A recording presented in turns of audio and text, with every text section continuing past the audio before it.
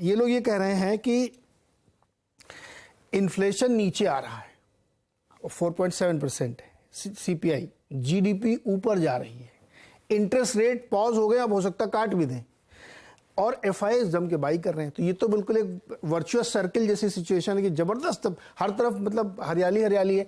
Capacity जो है utilisation वो 75 पार कर गया, जहां पे फिर कैपेक्स की बात आ जाती है।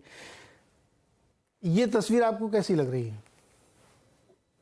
देखिए, नंबर्स जो है सच में अच्छे हैं, मैं भी मानता हूँ। मेरा पॉइंट ये है कि ग्रोथ, जैसे इंडस्ट्री की बात हो रही थी और अच्छी बात कर रहे थे आप दोनों ही, कि इंडस्ट्री में जब ग्रोथ हो रहा है तो वो ग्रोथ जो फाइनल कंज्यूमर का वो कहाँ से आएगा? या तो एक्सपोर्ट से, एक्सपोर्ट बूम होगा, या डोमेस्टिक कंजम्पशन से। डोमेस्टिक कंजम्पशन, एक्सपोर्ट बूम का चांसेस कमी है, वो उसमें हम लोग सारे सबका मोरलेस पॉइंट ऑफ व्यू एक ही है। तो फिर डोमेस्टिक कंजम्पशन से ही आएगा। डोमेस्टिक कंजम्पशन में इनकम शिफ्ट, जिससे कहते हैं बॉटम ऑफ द पिरामिड ही नहीं, even the middle of the pyramid में भी, जिसकी जिक्र आप कई बार कैसे बहुत प्रोग्राम में कर चुके हैं, कि उनके पास परचेजिंग पावर शिफ्ट हो रहा है, इसका अभी भी बहुत ज्यादा स्ट्रॉन्ग इंडिकेटर्स नहीं है। Joshi ran some very brilliant analysis, and उनके क्रिसिल के ही बहुत सारे रिपोर्ट्स हैं जिसमें ये चीज का अभी तक हमें नहीं मिल रहा है। फॉर इंस्टेंस, अगर इंडस्ट्री अगर परचेजिंग पावर, फॉर इंस्टेंस अगर सॉफ्टनिंग कर रहे हैं क्या अपने प्रोडक्ट्स में, अपने प्राइस लेवल्स को कम कर रहे हैं क्या, अपने कंज्यूमर्स को पुश करने के लिए क्या क्या कदम उठा रहे हैं, अगर वहां से अगर कंज्यूमर्स को फायदा मिल रहा है तब कंज्यूमर्स परचेज करेंगे। क्योंकि आप जब कहा जा रहा है कि हम दुनिया से समवॉट डिसएंगेज्ड हैं, हम हमारे तरीके से ही चलेंगे, तो हमारे तरीके से कैसे चलेंगे? कंज्यूमर्स बाई करेगा तभी ना। अब देखिए, जीडीपी का एक बहुत बड़ा आंकड़ा जो वेरी डिस्टर्बिंग हमेशा रहता है, वो अभी भी है कि private consumption expenditure it is very weak. इसका क्या दर्शा रहा है? ये दर्शा रहा है कि अभी भी कंज्यूमर्स में वो कॉन्फिडेंस नहीं आया है, और कंज्यूमर्स के पास कॉन्फिडेंस ना आने का एक वजह है कि इनकम लेवल्स में जो चोट आया था पैंडेमिक की वजह से, उसके पहले भी जो बहुत सारा जरूरत भी था, जो रिफॉर्म्स वगैरह किया गया था, what ever the impact, what ever the reasons, उसकी वजह से कंज्यूमर्स में वो इनकम नहीं है। तो कंज्यूमर्स में वो इनकम आने के लिए then industry has to then share some part of the profit with the consumers. मैं वो चीज देखना चाहता हूं, अगर वो चीज अगर हो रहा है और अगर दिख रहा है and industry is taking that step, तो फिर जरूर ये वाला जो हमें जो ब्राइट स्पॉट है, ये ब्राइट स्पॉट बहुत ज्यादा ब्राइट बनेगा। बट अगर उस चीज में अभी भी है कि profit is going faster than wage growth, तो कंसर्न है। एंड सच में वो डेटा है कि profit is growing faster.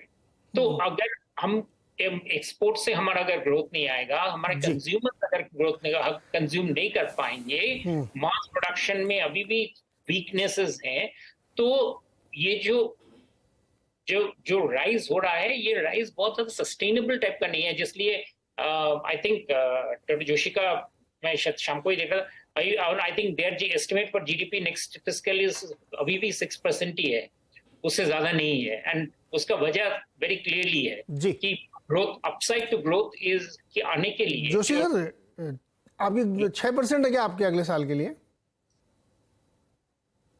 Sir unmute करिए जोशी सर। हमारा फोरकास्ट 6% है अभी भी, और उसका दो मुख्य कारण है कि क्यों स्लो डाउन अगले साल आएगा। एक तो यह है कि ग्लोबल एनवायरनमेंट में जो वीकनेस दिखाई दे रही है, ग्रोथ रोटेशन हो रहा है। चाइना का ग्रोथ ऊपर है और यूरोप और यूएस जो हमारे मेजर ट्रेडिंग पार्टनर्स हैं, उनका ग्रोथ कम है। तो उसका फिर जो इस तरह का ग्रोथ रोटेशन जो यूरोप और यूएस से चाइना की तरफ है, वो हमें ज्यादा सूटेबल नहीं है, क्योंकि हम चाइना को एक्सपोर्ट नहीं करते हैं ज्यादा। एक तो कारण वो है, तो उसका असर थोड़ा इंटरकनेक्टेड है हम सब, तो एक्सपोर्ट्स पे और एक्सपोर्ट्स के थ्रू मैन्युफैक्चरिंग पे पड़ेगा। दूसरा यह है कि आरबीआई ने जो इंटरेस्ट रेट बढ़ाए हैं, उनका वो इन्फ्लेशन को कंट्रोल करने के लिए है, और इन्फ्लेशन तभी कंट्रोल में आता है मॉनेटरी पॉलिसी के थ्रू जब ग्रोथ नीचे आती है।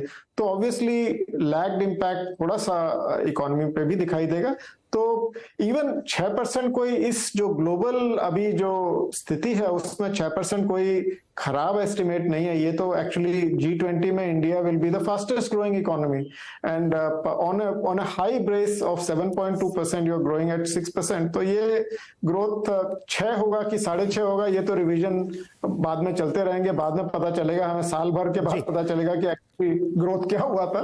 पर 6 हो चाहे 6.5 हो, दोनों ही अच्छा परफॉर्मेंस है इस एनवायरनमेंट में। सीए साहब तो कह रहे हैं 6 से ऊपर जाएगा ही। हाँ, जा सकता है। मैं जैसा आप देख रहे हैं कि एस्टिमेट्स रिवाइज होते हैं, तो वो अभी ये कह पाना कि पूरे साल कैसा रहेगा, ये कई सारे ग्लोबल पहले भी बता मूविंग पार्ट्स हैं। तो अभी हमें अपनी जो असेसमेंट है उसको रीट्वीक करता रहना पड़ेगा साल भर। हाँ, ये तो खैर ये बात आपकी सही। बहुत सारे इवेंट पैन आउट होने हैं अभी, पता नहीं क्या कहाँ से क्या चीज़ निकल के आ जाए। एक जो अभी ये तो हम लोगों ने बहुत डिटेल में डिस्कस किया, अंदर के नंबर हैं कि कहाँ कैसे किसकी ग्रोथ। अब थोड़ा बिग पिक्चर पे आते हैं सर। जो अभी सुमो जी ने कहा ना कंजम्पशन वाले नहीं, अब इसमें देखिए एनुअलाइज नंबर फाइनल जो प्राइवेट कंजम्पशन है वो 7.5% है 11.2 के सामने YOY, और गवर्नमेंट वाला 0.1% है। क्वार्टरली थोड़ा सा इंप्रूव हुआ गवर्नमेंट का, लेकिन एनुअलाइज में बहुत नीचे है वो। क्या ये मेरा सवाल उन्नी कृष्णन जी और सुनील जी से, और बाकी सबसे भी अपने अपने तरह से आप जवाब दीजिए। मेरा एक सवाल ये है कि हमने ये देखा है प्रैक्टिकली कि जो मास प्रोडक्ट हैं वहाँ ग्रोथ नहीं है, इसको कोई डिनाई कर नहीं सकता है, नंबर्स हैं ये सब। प्रीमियम सेगमेंट में बहुत अच्छी ग्रोथ है। तो ये नंबर ये थोड़ी बताते हैं कि कौन सी चीज़ ज़्यादा बिक रही, कौन सी चीज़, वो तो जोड़ के एवरेज करके आपको धर दिए गए सामने। ये नंबर इसलिए जो बात सुब्बो जी कह रहे हैं कि लोगों के पास क्या डिमांड जनरेट करने के पैसे हैं क्या। अब जैसे इन्फ्लेशन नीचे गिर रहा है तो एक डिफ्लेटर है, ये it's not a very good situation for GDP। अब बताइए उन्नी कृष्णन जी। आपको थोड़ा दूसरे चीज पे भी नजर डालना पड़ेगा ये आंसर मिलने के लिए। हाँ। पहले ये चीज है कि बहुत टाइम के बाद में इन्फ्लेशन एकदम कंट्रोल पे है। हाँ। और अपना फॉरेन एक्सचेंज पोजीशन तकरीबन $600 बिलियन पहुंच गया है, मतलब इकोनॉमिक सेफ्टी। और एक बात है कि पिछले साल उन्नी सर एक छोटा सा इसमें पॉइंट जोड़ दो, फिर आप कंटिन्यू करिएगा। आप बताइए। मैं जब घर से बाहर निकलता हूं तो मुझे कहीं इन्फ्लेशन कम होता हुआ नहीं दिखता, लेकिन नंबर 4.7 दिखता है। ये कैसे चमत्कार होता है, ये भी समझाइए, बताइए। मैं आपको बताता हूँ ना, अब तक पहुंचा नहीं उधर, क्योंकि जो तरीके से कमोडिटी प्राइस जिसका असर होना चाहिए, स्टील का भाव एक साल पहले तकरीबन 75,000 रुपया एक टन का था, आज का दिन में 60,000 आके रुका है। कॉपर का प्राइस गिरा है। virtually every larger material item prices come down, but the orders which are on hand are going to be executed at the old cost. but नए जब आ जाएगा, अभी जो कॉस्टिंग में डालने वाला है, आज का नंबर जब डाल के आ जाएगा, मैं आपको ये वादा देता हूं कि many items which are in the durable sector, many other sectors, the prices are going to stabilize or come down. It is not going to go up. Whereas post-COVID time, you've seen a sudden rise despite no demand happening, whatever is the reason for it. So there is a stability already prevailing in the commodity prices, which you have not seen for almost 24 months in this country or in the world, let me say that way. So there is a stability. And with the further reduction of economic activity in America, in Europe, specifically the manufacturing oriented country like Germany, I would presume that the demand for commodity is going to be lower than the previous year. So इसके मुताबिक क्या हो जाएगा, आपका commodity price और भी कम हो सकता है.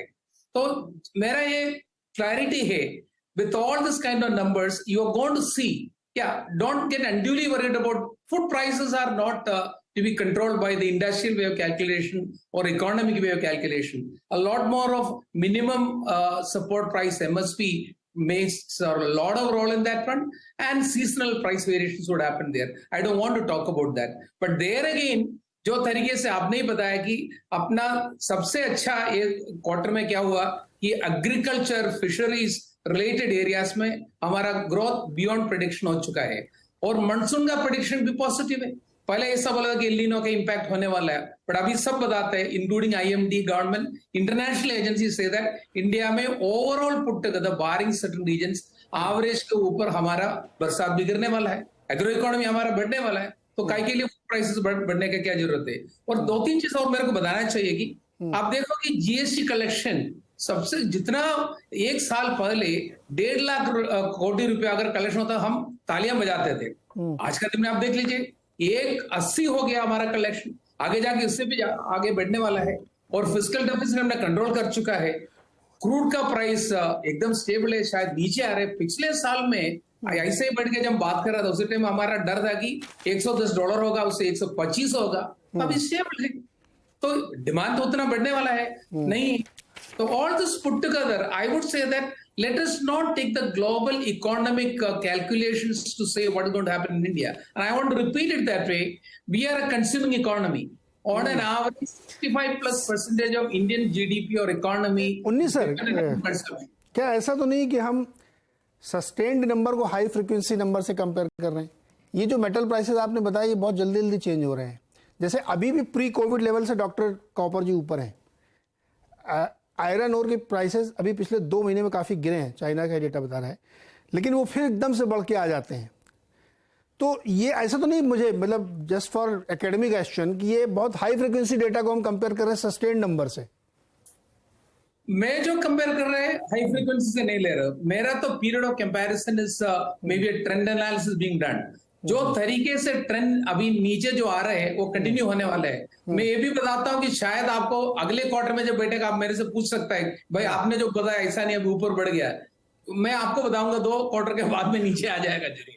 तो जो इकोनॉमिक प्ले है of money which is commodity price manipulation, उसके मुताबिक हम ना जाए। बट ओवरऑल आपको यही देखना चाहिए कि मेरे ख्याल से इसके अलावा और एक चीज हम फैक्टर नहीं किया है कि इलेक्शन ईयर है अगले साल में, इतनी गवर्नमेंट का एक्सपेंडिचर होने वाला है, तो क्यों नहीं होगा आपका इधर का overall government expenses are going to also increasing with the fiscal deficit under control, they will borrow much more. तो overall if you are talking about अगले साल का ही देखेगा अच्छा होने वाला है। मेरा ये राय है कि उसके आगे के साल में भी अच्छा होने वाला है, क्योंकि मेरे पास जो नंबर्स है फैक्टर्स जिसके मुताबिक मैं कैलकुलेट करेगा, आप देख लीजिए जो इकोनॉमी के पास तकरीबन $600 बिलियन की फॉरेन करेंसी है, हम कुछ भी कर सकता है आज का दिन में। तो I am sure the Indian industry at least which I am representing, I can tell you overall mood is very positive. But हम सबका over cautious, we are all very cautious कि जो कैपेसिटी लगाएगा 1 साल के लिए थोड़ी लगा रहा हूं। अगर स्टील की कैपेसिटी बढ़ाओगे, नया प्लान लगाओगे, हम कम से कम 10 साल के आगे सोच के करेगा। उसमें इंटरेस्ट रेट बढ़ने देना 1 साल के लिए, अभी तो कम होने वाला है। But I am talking about fundamentally the capacity creation, I really mean it. 19 sir, मेरा जो आपने बहुत अच्छा एनालिसिस किया। कैपिटल गुड्स वाली कंपनियों में भी जो टॉप की कंपनीज, उनकी कमेंट्री तो एकदम अल्टीमेट सुपर है, उसमें कोई दिक्कत ही नहीं है। जोशी जी, मुझे इस पे आपसे एक छोटा सवाल है ना, फिर मैं सुबह और सुनील सर के पास जाऊंगा। अगेन मेरा क्वेश्चन ये है कि कंसंट्रेटेड ग्रोथ दिख रही है मुझे, तो ये उसकी वजह से अगर इनकम डिस्ट्रीब्यूशन नहीं होगा तो नंबर्स हमको ये दिखेंगे कि 4.5% की इन्फ्लेशन है। अच्छा, एक नंबर और जोड़ दें, वो वर्चुअस सर्किल में जीएसटी भी रिकॉर्ड हाईस पे चल रहा है, लेकिन उसके बावजूद कंसंट्रेटेड ग्रोथ है सर। ये दिक्कत